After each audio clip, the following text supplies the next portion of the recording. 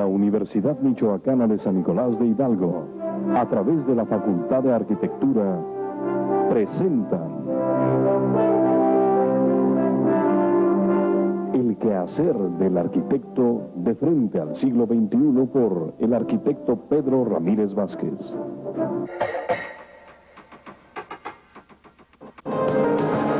El siglo XXI está tocando a la puerta. Mientras más se acerca el día de su llegada, más se multiplican los comentarios. Todo el mundo siente la necesidad de hacer un balance de su campo de acción. Llevamos a cabo el recuento de los déficits, sopesamos los recursos y planeamos las acciones para subsanar las carencias.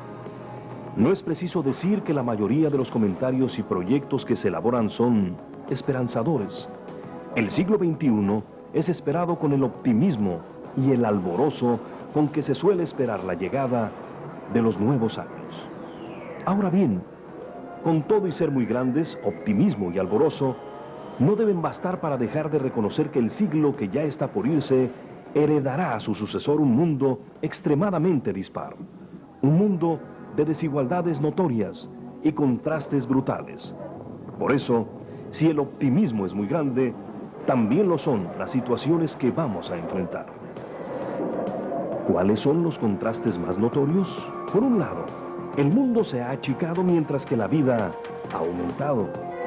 El imaginado avance del conocimiento científico y, junto con él, de los adelantos técnicos, han logrado acortar distancias gracias a lo que algunos llamaron, desde hace algún tiempo, la tercera revolución científica, acontecida mediante la depuración de la cibernética y de la computación.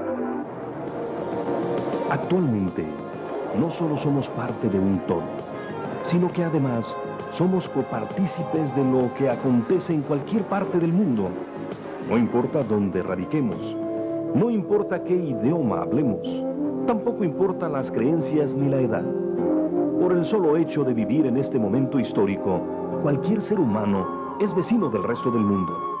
Los países, provincias y pueblos ya no se encuentran desligados. La ciencia y la técnica han borrado las fronteras, acortando distancias. Algo totalmente similar puede decirse respecto a las expectativas y calidad de la vida. También estas se han ampliado. Unas y otras se han visto beneficiadas por el desarrollo científico. Tiende a vivirse más y mejor.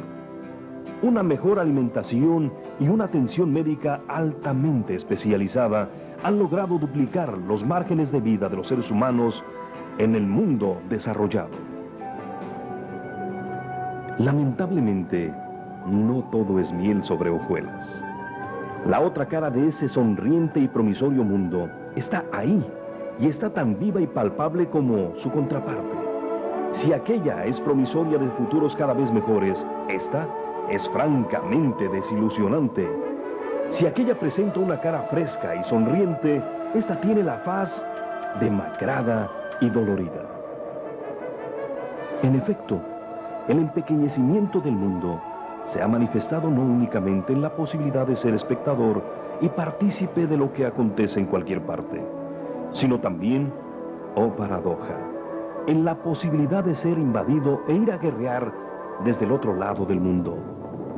Las dos guerras mundiales así lo testifican, como igualmente lo hacen la multiplicidad de pequeñas guerras acontecidas en todos los continentes. Guerras de conquista, de invasión, de saqueo, guerras genocidas.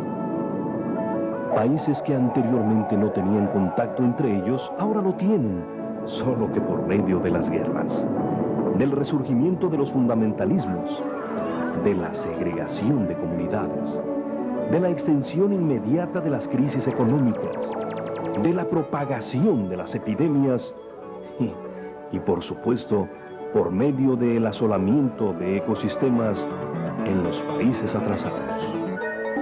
Para los países llamados tercermundistas, el acercamiento del otro lado del mundo no ha sido para bien. Tampoco puede decirse que sus expectativas y calidad de vida hayan mejorado. Entre otras muchas carencias, el hambre y la falta de vivienda los acosa. Sus expectativas de vida no se han ampliado, tampoco lo han hecho la calidad de la misma. Todo lo contrario, se han reducido de manera cruel e injusta. Las guerras, el asolamiento de su entorno ecológico y el saqueo de sus recursos los tienen postrados. Si el siglo XX bien puede ser calificado como el siglo de los contrastes, de los inhumanos e insultantes contrastes, como bien lo ha hecho notar el reconocido historiador Eric Hobsbawm en su último libro.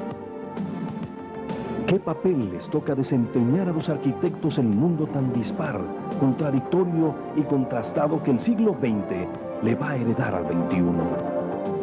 Una cosa es clara: cualquiera que pueda hacer el papel que les toque jugar, no puede ser el mismo para todos. Incluso, si los arquitectos llegaran a ponerse de acuerdo respecto al desempeño social de su profesión en el mundo actual, cosa que no parece estar próxima a suceder, lo cierto es que son muy diversas las solicitudes que los conglomerados humanos les presentan a los arquitectos, en razón de las muy distintas situaciones vitales de cada uno de dichos conglomerados. Las diferencias que los separan provienen de muchas determinaciones, pero entre ellas, el espacio geográfico en que se encuentran, así como las costumbres, tradiciones y modalidades de vida de cada uno. Son de una importancia básica y, por supuesto, y tal vez más que las anteriores, la diferencia de recursos con que cuentan para solventarlas. Diferencia de las demandas y diferencia de los recursos. ¿Cómo conjugarlos? He ahí el problema. ¿Qué demanda atender? La de quienes lo único que necesitan es lo superfluo, porque ya cuentan con todo, o la de quienes carecen de lo indispensable porque no tienen nada. Para unos, la necesidad no estriba tanto en contar con espacios que den cabida a funciones básicas, sino en refinar la calidad de los que ya poseen. Son los nuevos materiales, las nuevas técnicas, las sutilezas en la combinación de unos y otras, las que pueden ser los medios propicios para atender esa demanda. Los otros exigen que sean atendidas sus necesidades primarias de contar con un espacio habitable que proporcione el mínimo de satisfactores en materia de capacidad volumétrica, de disponibilidad de infraestructura urbana básica, de equipamiento urbano, de vías de comunicación ágiles, de cercanía a sus centros de trabajo, de espacios de recreación física y espiritual, así como de divertimiento. Es posible que las dos demandas, las dos solicitudes, emanadas de dos mundos antípodas, puedan ser solventadas con un mismo criterio. De ser así, ¿cuál puede ser este? ¿Es un criterio teórico, normativo, técnico o ético? Los arquitectos se encuentran en una encrucijada, en un dilema, en la encrucijada en la que se encuentra ya la humanidad en este siglo y que por supuesto heredará el siglo XXI. ¿Qué demanda atender?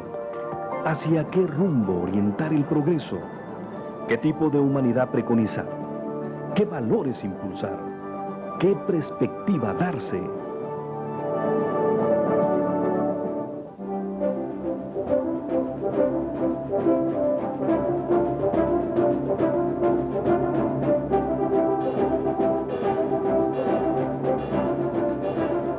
Eran los años 30 y 40. El país apenas empezaba a dar sus primeros pasos por la nueva senda señalada de manera cruenta por la revolución. Se resiente ante los impactos de la primera gran crisis de los países capitalistas.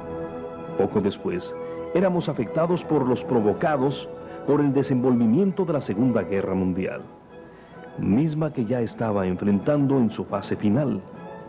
México no pudo quedarse al margen y pagó los costos directos e indirectos de lo que otros fraguaron. Las necesidades crecían y los recursos no abundaban. Escaseaban los materiales de construcción, ya que habían terminado por imponerse el acero y el cemento. Era el momento de no cejar en los empeños, ni de arriar las banderas. Era el momento de ver y calcular sin vanas ilusiones. Estábamos solos. Era el momento de fijar rumbos, de delinear nuestro propio futuro, con independencia de las potencias, con la independencia de sus prédicas de sirenas.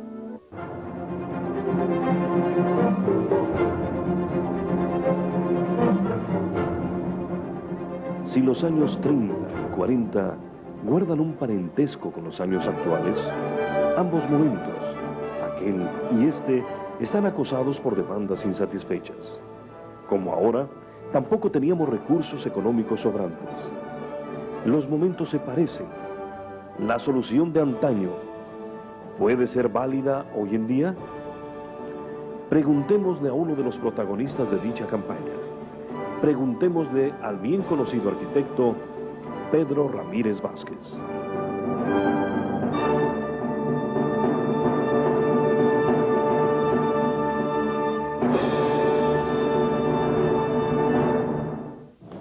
Oiga, arquitecto, y en relación a todas estas pláticas y comentarios que se vienen haciendo acerca de la llegada del siglo XXI, ¿no le parece que sería muy interesante que también nosotros discutiéramos y conversáramos acerca del papel de la arquitectura, de la formación de los arquitectos, de los problemas que nos vamos a encontrar en fechas ya tan próximas?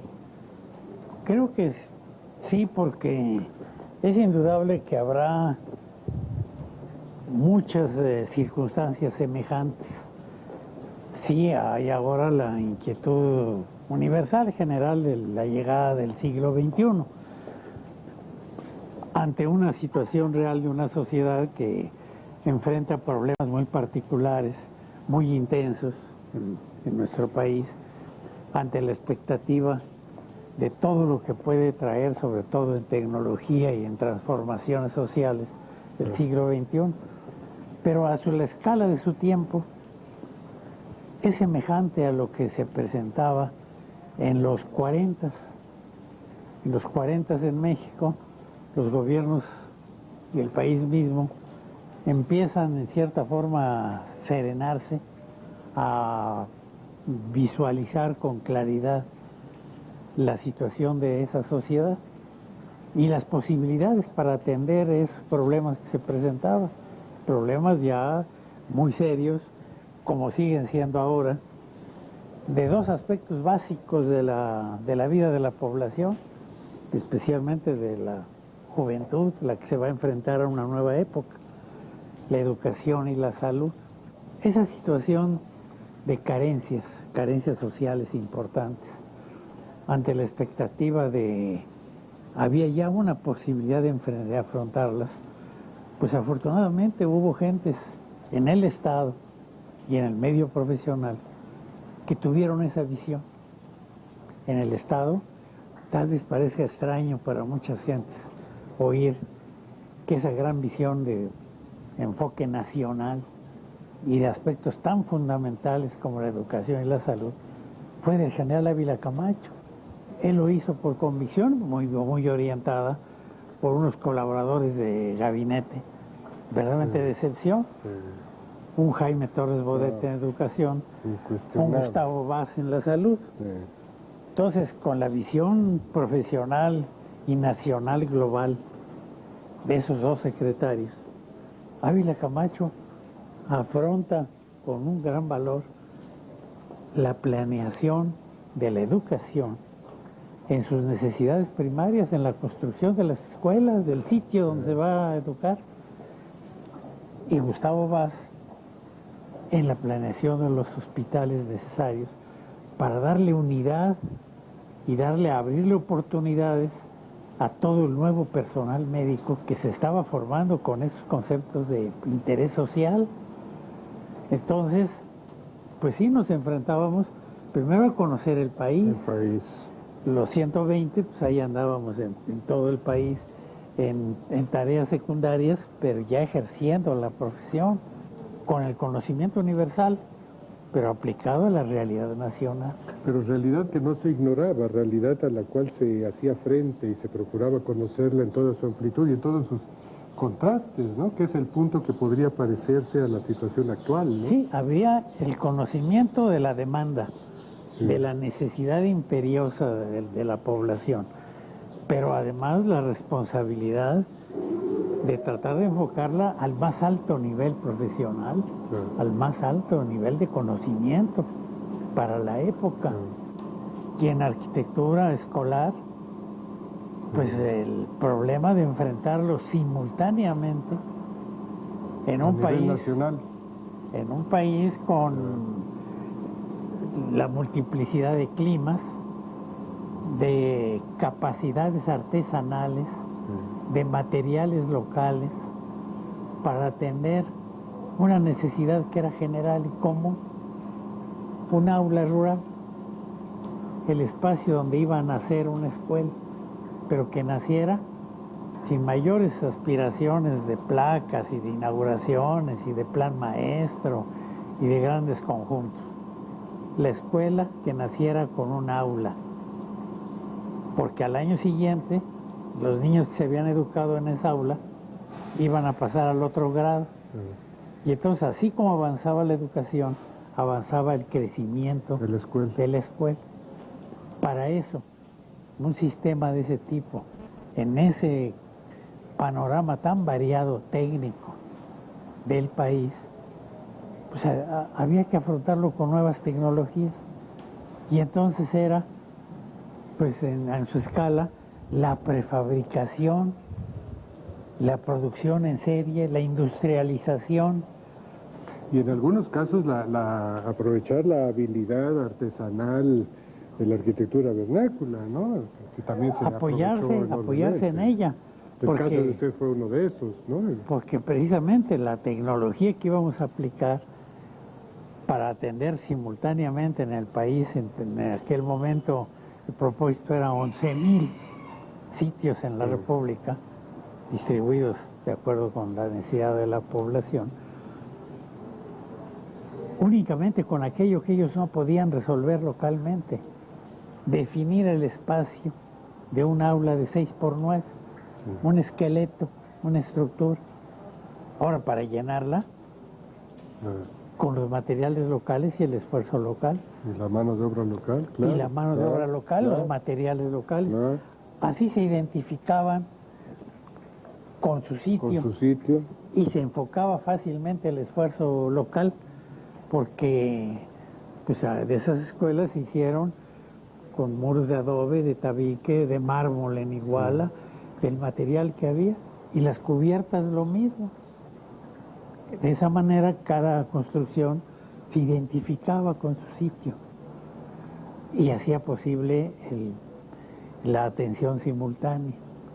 Es decir, se estaba atendiendo a una realidad de la sociedad, ya aprovechando al máximo nuestro una tecnología que era la producción industrial de estructuritas. Y el sistema se llamaba entonces, sin ánimos de publicidad, porque nunca se publicitó así, era el sistema de dando y dando. Ustedes, campesinos, vecinos, nos dan el terreno, y la Secretaría les va a dar la estructura, el esqueleto. Lo que nos viene con el siglo XXI es lo mismo. Las escalas son distintas.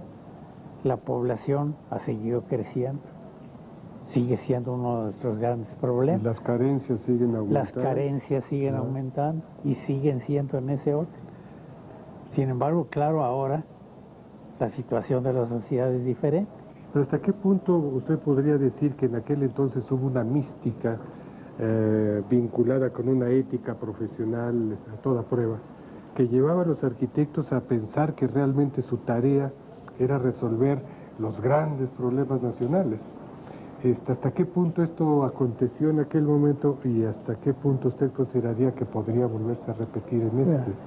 Yo creo que fue factible entonces, igual lo podrá hacer ahora, por el gran sentido social que tuvieron los profesionistas maestros nuestros en la época. Hablo concretamente en la arquitectura, en la construcción, pues de un José Luis Cuevas, de un Enrique Yáñez, de un José Villagrán García, de los maestros, de los médicos Subirán, Chávez, lo que veíamos, de Torres Bodet, los grandes maestros de la época, doña Rosaura Zapata con los jardines de niños, doña Guadalupe Zabaleta con las normales. Había ya una mística muy de servicio a la sociedad, pues orientada por gentes como Torres Bodet y como Gustavo Vaz. Eso orientó fácilmente a los profesionistas. Yo no sé si usted vea una cierta diferencia en ambas situaciones al compararlas, porque tengo la impresión de que en aquel momento los arquitectos mexicanos no estaban tan jalonados por las tendencias internacionales que de alguna manera en este momento hacen un acto de presencia muy fuerte, tratándonos de hacer creer que solo si estamos de acuerdo y vamos de la mano de esas tendencias estamos actuando bien. No sé hasta qué punto esta sea una desventaja del momento actual en relación a ustedes que tal vez actuaban con mucha mayor frescura sin estar teniendo cargas de tendencias y estilos atrás a los cuales apegarse. Eso es exactamente cierto, porque nosotros no habíamos llevado en cargas de actualidad más que las que los maestros nos habían orientado mucho, igual que para ellos era preocupación esencial, de la esencia y de los principios del funcionalismo, de la arquitectura moderna, entre comillas, de Le Corbusier y del Bauhaus. Sí, lo básico, pues coincidía en mucho en cuanto al aspecto teórico, pues a las enseñanzas que también nos habían transmitido maestros como Federico Mariscal y el mismo Villagrán, Mendiola, Gadé y de todos los tratadistas. La difusión, la información que recibíamos era limitada. Ahora, la profusión de información hace que el joven arquitecto no se desoriente, se inquiete, porque recibe tal cúmulo de información que en unas 20 revistas internacionales al mismo tiempo se publica una determinada solución arquitectónica, un Foster, un Calatrava. Y entonces piensa que eso es lo único y que es el único camino, porque domina la información. Y a esas revistas pues les interesa lo novedoso, no lo habitual, no lo diario. Y el muchacho se va orientando a creer que esos son los temas de su profesión. Sí, arquitecto, pues es muy interesante escuchar sus puntos de vista. Finalmente nos gustaría conocer cuál sería el mensaje que usted transmitiría a los jóvenes estudiantes de arquitectura, ya que serán los arquitectos que enfrenten los retos del siglo XXI. Luego conocer con profundidad su país, su localidad, sus posibilidades, sus recursos. Pues recordarán seguramente sus enseñanzas de sus maestros de teoría de la arquitectura. Tenemos un cúmulo de posibilidades enorme con la capacidad artesanal, con los materiales locales, con la realidad social del uso de esos espacios. Y si el joven toma conciencia de ese gran campo de trabajo que nos da nuestra población, nos da nuestro país y que nos demandan nuestras carencias, pues podrá comprender que va a tener en su ejercicio profesional muchas posibilidades. Se gradúan ahora pues cerca de miles de jóvenes arquitectos al año y no va a haber para ellos 1000 conjuntos de Santa Fe, Claro. ni van a tener por qué temer la competencia del TLC, de Skidmore, Owen & Merrill, de todas esas empresas, porque no les va a interesar más que los 2 o 3 grandes conjuntos inmobiliarios que vaya a haber, pero el profesionista responsable debe estar tranquilo de que tiene muchísimo campo de trabajo en el mercado que hay que construir en Ayutla, en las clínicas de familiares que hay que construir en la punta de la Sierra Mixteca, en la gran cantidad de demanda de vivienda en distintos climas, con distintos materiales. No todos van a ser condominios, ni van a ser las soluciones espectaculares de las nuevas tendencias del high-tech. Por supuesto, sí. Pero sí deben tener presente que la producción de muchos componentes de la arquitectura deben enfocarse al diseño de sus componentes con la gran tecnología y con la gran industria. Sí, pero para satisfacer la necesidad enorme de atender con rapidez y con menor costo esas necesidades tan nuestras. Como ya hemos escuchado, sí es posible que los arquitectos y quienes se preparan para hacerlo vuelvan a estar a la altura de las circunstancias históricas. Nuestros problemas exigen ser resueltos en propios términos, sin copias, sin importaciones de formas, sin individualismos,